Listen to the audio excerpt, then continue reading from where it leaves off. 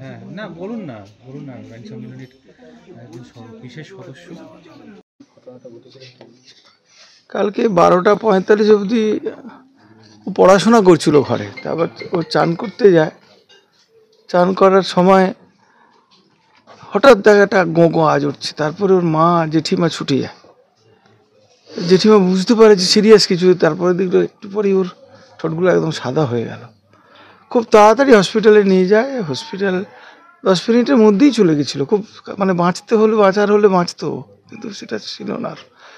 ওখানে তারপরে ডাক্তার জানালো যে মারা গেছে। কিন্তু অদ্ভুতভাবে পরে আমরা পোস্টমর্টমের রিপোর্টে জানলাম নাকি ওর হাড়টা খুব এনলার্জ ছিল, 450 গ্রাম, প্রচুর চর্বি হয়ে গেছিলো চতুর্দিকে।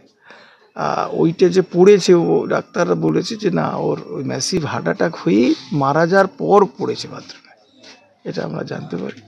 এবং এরকম হার্ট অ্যাটাক আমি টেকনিক্যাল মেডিকেল টার্মটা বলতে পারছি না, মায়োকার্ডিয়াল বলে। এটা নর্মালি ডাক্তার বলছে 1 লাখের মধ্যে 1-2 জনের ধরা পড়ে না, এটা বুঝতে পারে না এই ক্যাটাগরির যে হার্ট অ্যাটাকটা। তো মারাই যায়। আর যদি জানা যেত ওর এরকম আছে, তাহলে রোগ নাড়াটা সারানো যেত। কিন্তু ও জিম করতো, খেলাধুলা করতো, ছুটতো, একেবারে ইয়ং তরতাজা ছেলে, শরীরে কোনো রোগ নাড়া নেই। ফলে আলাদা করে আমাদের বোঝারই বিষয় নেই, এটা ব্যাপার। ওর বয়স 21 বছর। এবছরই ও পাস করেছে কলকাতা থেকে, বিকম 3rd ইয়ার কমপ্লিট করেছে, বিকম পাস, গ্র্যাজুয়েট। ওর বাবা এখানে পুলিশের এনফোর্সমেন্ট ব্রাঞ্চে চাকরি করে। আর এই শোকে ওর মা, কালকে যখন ওর মরদেহ আসে, সবাই ওর মাকে দেখানোর জন্য চলে। ও বলে হ্যাঁ চলো আমরা যাবো। ও সারাক্ষণ মানে কপাল টপাল ঠুকে এসে যা তা অবস্থা। প্রত্যেক মুহূর্তেই ও বলছে আমি আর বাঁচবো না, আমি ওর সঙ্গে একই সঙ্গে পুড়ে মরতে চাই, আমি আর থাকতে চাই না। করতে করতেই যখন এবার ওর দেহ হয়েছে যে সবাই একটা অন্যরকম হয়ে গেছে, ও বলছে চলো আমিও যাব। আর জোরে জোরে কথা বলছে, গায়ে যেন প্রচুর শক্তি। একটু যখন সুযোগ পেয়েছে, যখন সিঁড়ির মুখটা এসেছে, সবাইকে ছাড়িয়ে নিয়ে এবার সিঁড়ি দিয়ে একেবারে উপরে গিয়ে 2-3 তলার ছাদ থেকে একবারে রাস্তায়। আর রাস্তা মানে ঢালাই রাস্তা। তারপর হসপিটালে নিয়ে যায় পপুলার নার্সিংহোমে। তখনও বেঁচে ছিল। সবাইকে জানানো হলো ওর হাত ভেঙে গেছে, সেন্স আছে, আশা করা যায় ঠিক হয়ে যাবে, কিন্তু ঠিক হওয়ার ছিল না, মারা যায়। ওর মাও যখন রোগটা হয় ওনার মা কি জানতে পেরেছে? জানবে না, রোগের কোনো তো বিষয় নেই, কোনোদিন তো কোনো অসুস্থ হয়নি। এই যে ওনাকে হাসপাতালে নিয়ে গেছে, হ্যাঁ ওর মাই নিয়ে গেছিল, মা নিয়ে গেছে গাড়ি করে। ওর মা ভেবেছে সেন্সলেস, গিয়ে ডাক্তার দেখালে ঠিক হয়ে যাবে।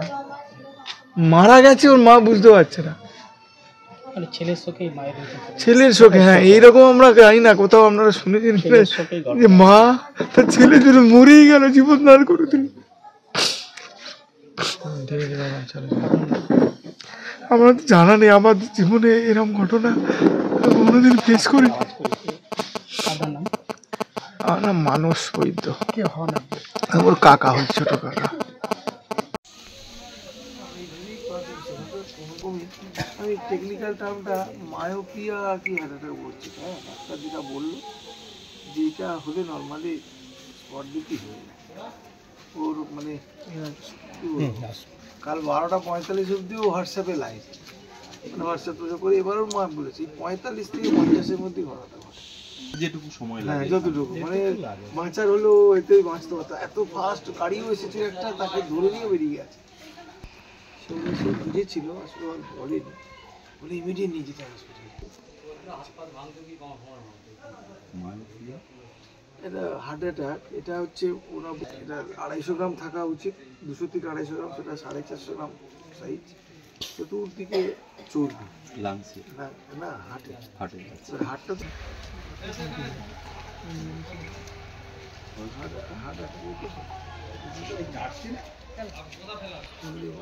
হ্যাঁ পুরোটাই ছিল।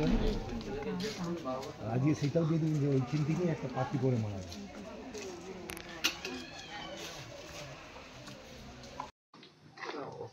ওর নাম হচ্ছে সুভাষী বৈদ্য। ও হচ্ছে আমার ভাইপো হয়, এই সামনেই বাড়ি, আর আমার দোকানটা হচ্ছে সামনে। তা ও হঠাৎ ও ঘরেই থাকে, সবসময় পড়াশোনা নিয়ে থাকে বা কম্পিউটার নিয়ে থাকে। ও বাথরুমে স্নান করতে গেছিলো, স্নান করতে গিয়ে গেছিলো, ওর মা বললো যে তুই স্নান করে আয়, আর আমি নিচে থেকে আসি, সে খাবার দেবো।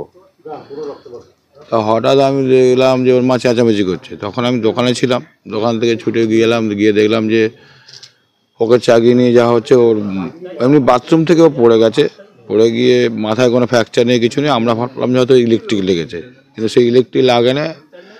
সেই সময় আমি কি করেছি, আমাদের যে মেন সুইচটা সেখানে শাট ডাউন করতে গেছিলাম। এখানে চুপচাপ গেছে, ওকে যথারীতি আমরা যতটা ফার্স্ট এড করার করলাম, করে আমি ওকে নিয়ে প্রথমে গেছিলাম খৈচকপুরে, ওখানে নার্সিংহোমে। তারপর ওখান থেকে শান্তনু বেড়ার কাছে গেলাম, ডক্টর শান্তনু বেড়া।